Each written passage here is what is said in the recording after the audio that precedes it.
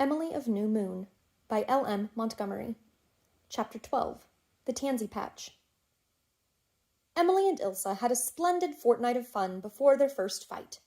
It was really quite a terrible fight, arising out of a simple argument as to whether they would or would not have a parlour in the playhouse they were building in Lofty John's Bush. Emily wanted a parlour, and Ilse didn't. Ilse lost her temper at once and went into a true Burnley tantrum. She was very fluent in her rages, and the volley of abusive dictionary words which she hurled at Emily would have staggered most of the Blairwater girls. But Emily was too much at home with words to be floored so easily. She grew angry too, but in the cool, dignified Murray way, which was more exasperating than violence. When Ilse had to pause for breath in her diatribes, Emily, sitting on a big stone with her knees crossed, her eyes black and her cheeks crimson, interjected little sarcastic retorts that infuriated Ilse still further. Ilse was crimson too, and her eyes were pools of scintillating tawny fire. They were both so pretty in their fury that it was almost a pity they couldn't have been angry all the time. "You needn't suppose, you little puling, snivelling chit, that you are going to boss me just because you live at New Moon," shrieked Ilse, as an ultimatum, stamping her foot. "I'm not going to boss you. I'm not going to associate with you ever again," retorted Emily disdainfully. "I'm glad to be rid of you, you proud, stuck-up, conceited, top-lofty biped," cried Ilse. "Never you speak to me again, and don't you go about Blairwater saying things about me either." This was unbearable to a girl who never said things about her friends, or once friends. "I'm not going to say things about you," said Emily deliberately. "I'm just going to think them." This was far more aggravating than speech, and Emily knew it. Ilse was driven quite frantic by it. Who knew what unearthly things Emily might be thinking about her any time she took the notion to? Ilse had already discovered what a fertile imagination Emily had. "Do you suppose I care what you think, you insignificant serpent? Why, you haven't any sense." "I've got something, then, that's far better," said Emily, with a maddening, superior smile. "Something that you can never have, Ilse Burnley." Ilse doubled her fists, as if she would like to demolish Emily by physical force. "If I couldn't write better poetry than you, I'd hang myself," she derided. "I'll lend you a dime to buy a rope," said Emily. Ilse glared at her, vanquished. "You can go to the devil," she said. Emily got up and went, not to the devil, but back to New Moon. Ilse relieved her feelings by knocking the boards of their china closet down and kicking their moss gardens to pieces, and departed also. Emily felt exceedingly badly. Here was another friendship destroyed. A friendship, too, that had been very delightful and satisfying. Ilse had been a splendid chum, there was no doubt about that. After Emily had cooled down, she went to the dormer window and cried. "Wretched, wretched me," she sobbed, dramatically but very sincerely. Yet the bitterness of her break with Rhoda was not present. This quarrel was fair and open and above board. She had not been stabbed in the back. But of course she and Ilse would never be chums again. You couldn't be chums with the person who called you a chit, and a biped, and a serpent, and told you to go to the devil. The thing was impossible. And besides, Ilse could never forgive her, for Emily was honest enough to admit to herself that she had been very aggravating too.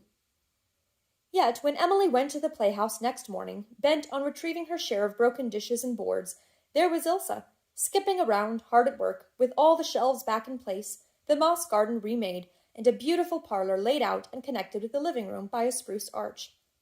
"Hello, you! Here's your parlour, and I hope you'll be satisfied now," she said gaily. "What's kept you so long? I thought you were never coming." This rather posed Emily after her tragic night, wherein she had buried her second friendship and wept over its grave. She was not prepared for so speedy a resurrection.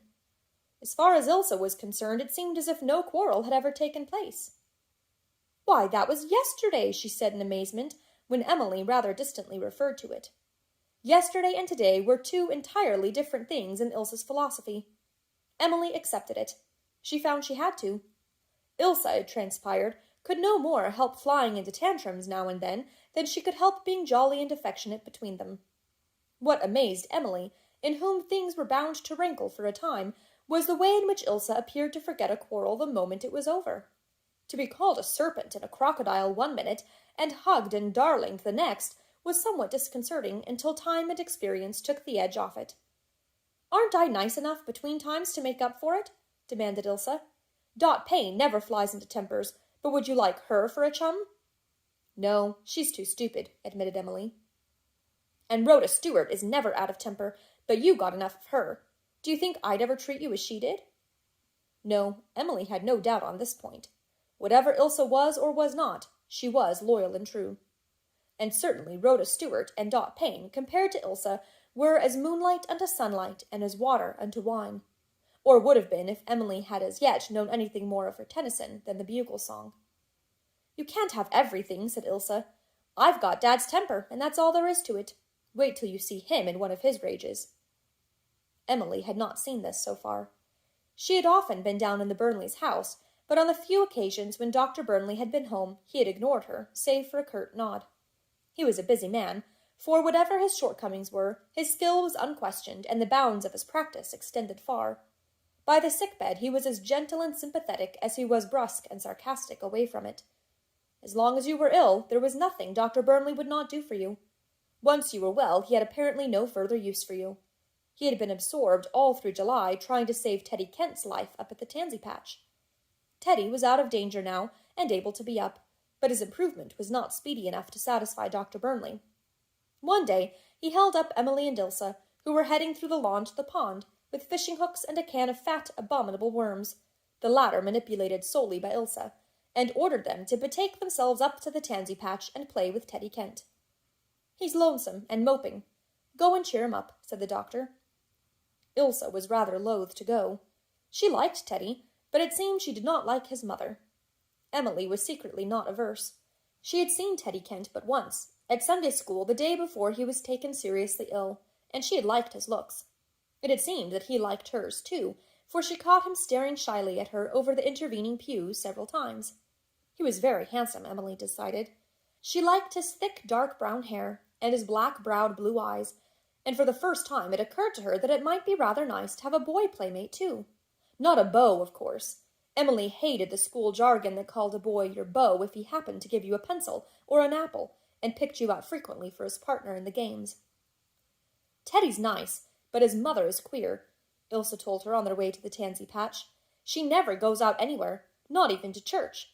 But I guess it's because of the scar on her face. They're not Blairwater people. They've only been living at the tansy patch since last fall. They're poor and proud, and not many people visit them. But Teddy's awfully nice, so if his mother gives us some black looks, we needn't mind. Mrs. Kent gave them no black looks, though her reception was rather distant. Perhaps she too had received some orders from the doctor. She was a tiny creature, with enormous masses of dull, soft, silky, fawn hair, dark, mournful eyes, and a broad scar running slantwise across her pale face. Without the scar she must have been pretty, and she had a voice as soft and uncertain as the wind in the tansy. Emily, with her instinctive faculty of sizing up people she met, felt that Mrs. Kent was not a happy woman. The tansy patch was east of the disappointed house, between the Blairwater and the sand dunes. Most people considered it a bare, lonely, neglected place, but Emily thought it was fascinating. The little clapboarded house topped a small hill, over which tansy grew in a hard, flaunting, aromatic luxuriance, rising steeply and abruptly from a main road. A straggling rail fence, almost smothered in wild rose bushes, bounded the domain, and a sagging, ill-used little gate gave ingress from the road. Stones were let into the side of the hill for steps up to the front door. Behind the house was a tumble-down little barn, and a field of flowering buckwheat, creamy green, sloping down to the Blairwater. In front was a crazy veranda around which a brilliant band of red poppies held up their enchanted cups. Teddy was unfeignedly glad to see them, and they had a happy afternoon together. There was some color in Teddy's clear olive skin when it ended, and his dark blue eyes were brighter. Mrs. Kent took in these signs greedily and asked the girls to come back with an eagerness that was yet not cordiality. But they had found the tansy patch a charming place and were glad to go again. For the rest of the vacation there was hardly a day when they did not go up to it, preferably in the long, smoky, delicious August evenings when the white moths sailed over the tansy plantation and the golden twilight faded into dusk and purple over the green slopes beyond, and fireflies lighted their goblin torches by the pond. Sometimes they played games in the tansy patch, when Teddy and Emily somehow generally found themselves on the same side, and then no more than a match for agile, quick-witted Ilsa. Sometimes Teddy took them to the barn loft and showed them his little collection of drawings. Both girls thought them very wonderful without knowing in the least how wonderful they really were. It seemed like magic to see Teddy take a pencil and bit of paper, and with a few quick strokes of his slim brown fingers bring out a sketch of Ilsa, or Emily, or Smoke, or Buttercup, that looked ready to speak, or meow. Smoke and Buttercup were the Tansy Patch cats. Buttercup was a chubby, yellow, delightful creature, hardly out of kittenhood. Smoke was a big Maltese, and an aristocrat from the tip of his nose to the tip of his tail. There was no doubt whatever that he belonged to the cat caste of Vere de Vere. He had emerald eyes and a coat of plush. The only white thing about him was an adorable dicky. Emily thought of all the pleasant hours spent at the Tansy Patch. The pleasantest were those when, tired with play, they all three sat on the crazy veranda steps in the mystery and enchantment of the borderland between light and dark, when the little clump of spruce behind the barn looked like beautiful, dark, phantom trees. The clouds of the west faded into gray, and a great, round, yellow moon rose over the fields to be reflected brokenly in the pond, where the Wind Woman was making wonderful woven lights and shadows. Mrs. Kent never joined them, though Emily had a creepy conviction that she was watching them stealthily from behind the kitchen blind. Teddy and Ilsa sang school ditties, and Ilsa recited, and Emily told stories, or they sat in happy silence, each anchored in some secret port of dreams, while the cats chased each other madly over the hill and through the tansy, tearing round and round the house like possessed creatures. They would spring up at the children with sudden pounces and spring as suddenly away. Their eyes gleamed like jewels, their tails swayed like plumes. They were palpitating with nervous, stealthy life. "Oh, isn't it good to be alive, like this?" Emily said once. "Wouldn't it be dreadful if one had never lived?" Still, existence was not wholly unclouded. Aunt Elizabeth took care of that.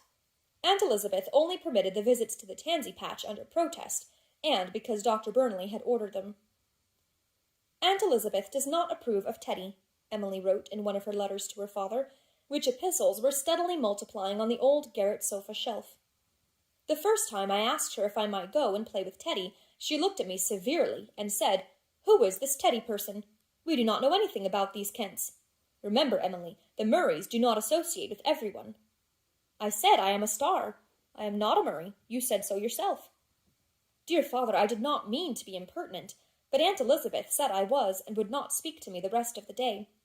She seemed to think that was a very bad punishment, but I did not mind it much, only it is rather unpleasant to have your own family preserve a disdainful silence towards you. But since then she lets me go to the Tansy Patch because Dr. Burnley came and told her to. Dr. Burnley has a strange influence over Aunt Elizabeth. I do not understand it.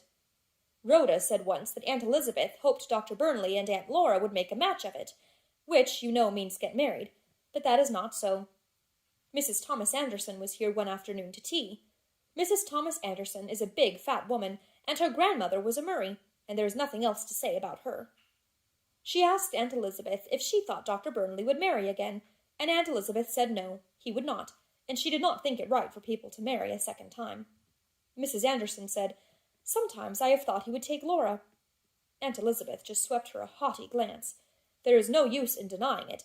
There are times when I am very proud of Aunt Elizabeth, even if I do not like her. Teddy is a very nice boy, father. I think you would approve of him. Should there be two P's in approve? He can make splendid pictures, and he is going to be a famous artist some day, and then he's going to paint my portrait. He keeps his pictures in the barn loft because his mother doesn't like to see them. He can whistle just like a bird. The Tansy Patch is a very quaint place, especially at night. I love the twilight there. We always have such fun in the twilight. The Wind Woman makes herself small in the tansy, just like a tiny, tiny fairy, and the cats are so queer and creepy and delightful then. They belong to Mrs. Kent, and Teddy is afraid to pet them much for fear she will drown them. She drowned a kitten once because she thought he liked it better than her. But he didn't, because Teddy is very much attached to his mother. He washes the dishes for her and helps her in all the housework. Ilsa says the boys in school call him Sissy for that, but I think it is noble and manly of him. Teddy wishes she would let him have a dog, but she won't. I have thought Aunt Elizabeth was tyrannical, but Mrs. Kent is far worse in some ways. But then she loves Teddy, and Aunt Elizabeth does not love me. But Mrs. Kent doesn't like Ilsa or me. She never says so, but we feel it. She never asks us to stay to tea, and we've always been so polite to her. I believe she is jealous of us because Teddy likes us. Teddy gave me the sweetest picture of the Blair water he had painted on a big white cowhawk shell, but he said I mustn't let his mother know about it, because she would cry. Mrs. Kent is a very mysterious person, very like some people you read of in books. I like mysterious people, but not too close. Her eyes always look hungry, though she has plenty to eat. She never goes anywhere because she has a scar on her face where she was burned with a lamp exploding. It made my blood run cold, dear father. How thankful I am that Aunt Elizabeth only burns candles. Some of the Murray traditions are very sensible. Mrs. Kent is very religious, what she calls religious. She prays even in the middle of the day. Teddy says that before he was born into this world, he lived in another one where there were 2 suns, one red and one blue. The days were red and the nights blue. I don't know where he got the idea, but it sounds attractive to me. And he says the brooks run honey instead of water. But what did you do when you were thirsty? I said. Oh, we were never thirsty there. But I think I would like to be thirsty, because then cold water tastes so good. I would like to live in the moon. It must be such a nice silvery place. Ilsa says Teddy ought to like her best, because there is more fun in her than in me, but that is not true. There is just as much fun in me when my conscience doesn't bother me. I guess Ilsa wants Teddy to like her best, but she is not a jealous girl. I'm glad to say that Aunt Elizabeth and Aunt Laura both approve of my friendship with Ilsa. It is so seldom they approve of the same thing. I'm getting used to fighting with Ilsa now, and don't mind it much. Besides, I can fight pretty well myself when my blood is up. We fight about once a week, but we make up right away, and Ilsa says things would be dull if there was never a row. I would like it better without rows, but you can never tell what will make Ilsa mad. She never gets mad twice over the same thing. She calls me dreadful names. Yesterday she called me a lousy lizard and a toothless viper. But somehow I didn't mind it much, because I knew I wasn't lousy or toothless, and she knew it too. I don't call her names, because that is unladylike, but I smile, and that makes Ilsa far madder than if I scowled and stamped as she does, and that is why I do it. Aunt Laura says I must be careful not to pick up the words Ilsa uses, and try to set her a good example, because the poor child has no one to look after her properly. I wish I could use some of her words, because they are so striking. She gets them from her father. I think my aunts are too particular. One night, when the Reverend Mr. Dare was here to tea, I used the word bull in my conversation. I said Ilsa and I were afraid to go through Mr. James Lee's pasture, where the old well was, because he had a cross bull there. After Mr. Dare had gone, Aunt Elizabeth gave me an awful scolding, and told me I was never to use that word again. But she had been talking of tigers at tea, in connection with missionaries, and I can't understand why it is more disgraceful to talk about bulls than tigers. Of course, bulls are ferocious animals, but so are tigers. But Aunt Elizabeth says I am always disgracing them when they have company. When Mrs. Lockwood was here from Shrewsbury last week, they were talking about Mrs. Foster Beck, who is a bride, and I said Dr. Burnley thought she was devilishly pretty. Aunt Elizabeth said, "Emily," in an awful tone. She was pale with wrath. "Dr. Burnley said it," I cried. "I am only quoting." And Dr. Burnley did say it the day I stayed to dinner with Ilsa and Dr. Jameson was there from Shrewsbury. I saw Dr. Burnley in one of his rages that afternoon over something Mrs. Sims had done in his office. It was a gruesome sight. His big yellow eyes blazed, and he tore about and kicked over a chair and threw a mat at the wall and fired a vase out of the window and said terrible things. I sat on the sofa and stared at him like one fascinated. It was so interesting, I was sorry when he cooled down, which he soon did, because he is like Ilsa and never stays mad long. He never gets mad at Ilsa, though. Ilsa says she wishes he would. It would be better than being taken no notice of. She is as much of an orphan as I am, poor child. Last Sunday she went to church with her old faded blue dress on. There was a tear right in front of it. Aunt Laura wept when she came home, and then spoke to Mrs. Sims about it because she did not dare speak to Dr. Burnley. Mrs. Sims was cross, and said it was not her place to look after Ilsa's clothes, but she said she had got Dr. Burnley to get Ilsa a nice sprigged muslin dress, and Ilsa had got egg stain on it, and when Mrs. Skim scolded her for being so careless, Ilsa flew into a rage, and went upstairs and tore the muslin dress to pieces, and Mrs. Sims said she wasn't going to bother her head again about a child like that, and there was nothing for her to wear but her old blue, but Mrs. Sims didn't know it was tore. So I sneaked Ilsa's dresses over to New Moon, and Aunt Laura mended it neatly and hid the tear with a pocket. Ilsa said she tore up her muslin dress one of the days she didn't believe in God and didn't care what she did.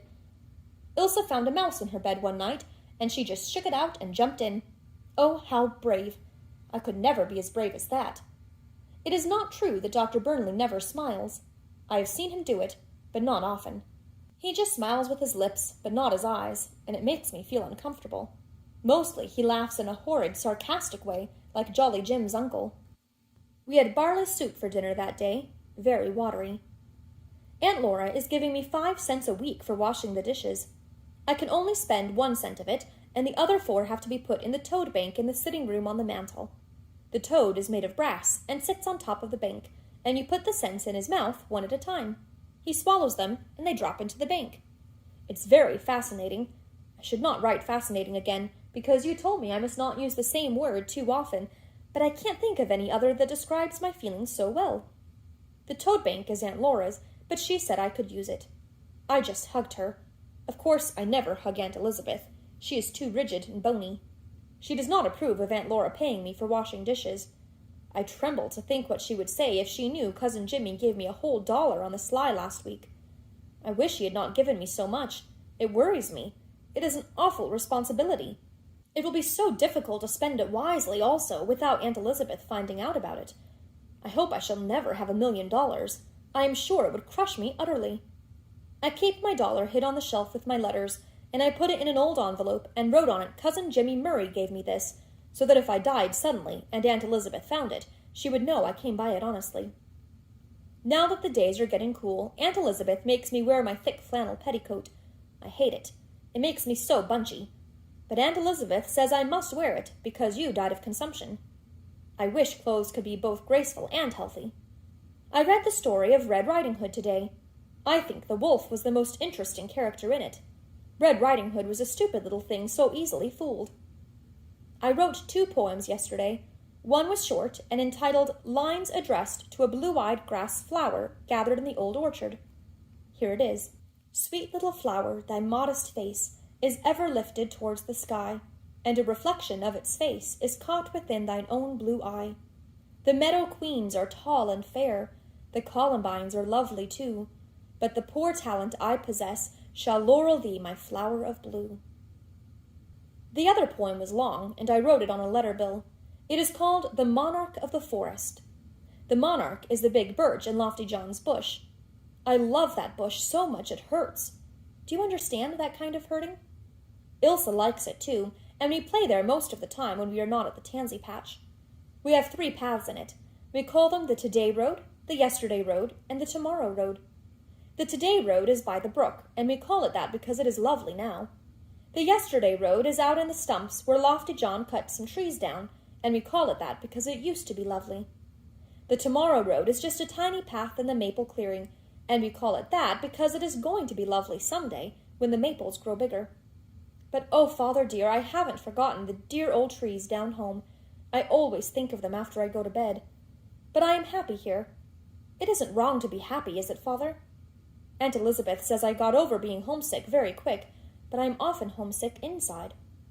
I have got acquainted with Lofty John. Ilsa is a great friend of his, and often goes there to watch him working in his carpenter shop.